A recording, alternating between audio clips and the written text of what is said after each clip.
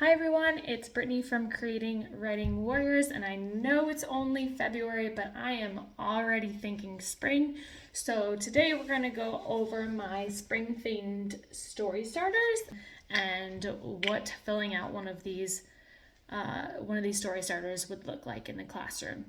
I love story starters for warm-ups. That would be my number one suggestion for how to use it in the classroom. Would be a really quick warm-up to get started with either your language arts or if you have a writing specific portion of your day. So this one, obviously, since it's spring themed, would be really good to do in the spring months.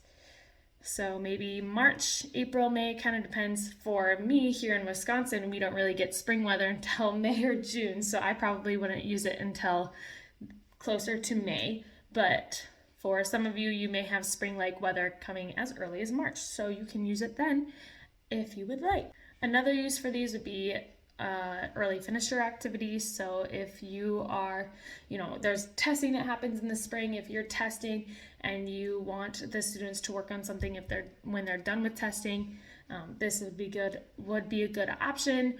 Or if you have students that are at various stages of a writing process and you have some students that are finishing up their writing project while some are still working, this would be a good activity for them to do. Those are just some options as to how to use these in your classroom. So let's take a look. So we have our front page, spring themed story starters. Our second page is directions. So this is more for the teacher, so it talks about having students fill it out and what the various uses are for it. So first one, I'm just going to go through these quickly and then we'll look at the example. Story starter 1, it says, they say April showers bring May flowers, but I think April showers, and then the students would continue the story or continue the writing. For the second one, we were jumping into the puddles when all of a sudden I fell right through one and into, so that's a little bit more of a creative writing prompt. Story starter 3, you'll see I continued the story. So I saw a rainbow, so I followed it to see if there was gold at the end of it. What I found was, and we'll come back to this one, again, more of that creative writing. Story starter 4, as I walked through the forest, I heard a small sound. I looked down to see a little leprechaun. He looked like... Story starter 5, the snow in the park was beginning to melt. We watched each day as the giant snow mound got smaller and smaller. When it had disappeared, we found out that buried underneath all of that snow had been...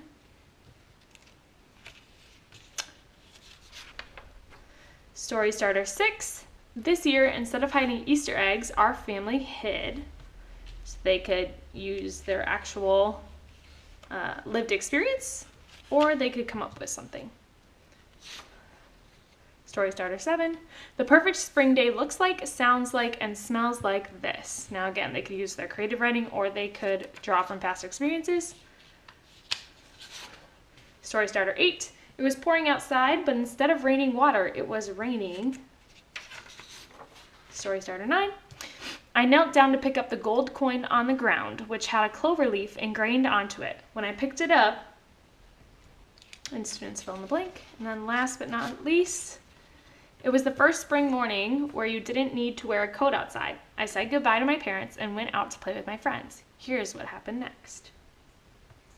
So those are all the prompts. We're going to go back to the one that I already filled out so you can see what it would look like when your students complete this task. So they put their name on the top, they can put their date, and then they can fill it out. So the great thing about this is you saw I only filled out story starter 3. So you could do one prompt for each day for 10 days. You could have them work on it at their own pace and just say we have 10 minutes, get through as many as you want and do that for a couple days. Or you could just give them the entire packet and let them do it all at once, however you would like to do it.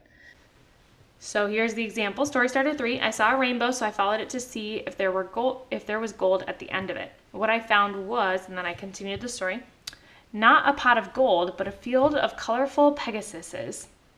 I don't know if that's supposed to be Pegasi, but it's okay. One turned to look at me with a puff of mist evaporating into the air as it gave a small whinny. I held my breath and walked up to it. The Pegasus was black with bright pink wings that sparkled in the sun. Its horn was an iridescent white with shades of black and pink mixed within. As I walked closer to it, I saw that my head was as tall as its shoulder. I reached out a hand, and the Pegasus nuzzled its snout into it. I pet its head behind the horn and down its mane. I thought about how amazing this experience was and hoped I wasn't dreaming. And then that's where I stopped. If students need extra space, they could always grab another sheet of lined paper and just put it behind it so they could continue that story if they wanted, but that is where I stopped for the example. And that was just a really quick overview of my spring themed story starters. Hopefully you enjoyed it. I will drop a link in the description below to this product in my store, in my Teachers Pay Teachers specific store, and also in my Made by Teachers. So you can view it in those 3 locations and download it if that's something you're interested in.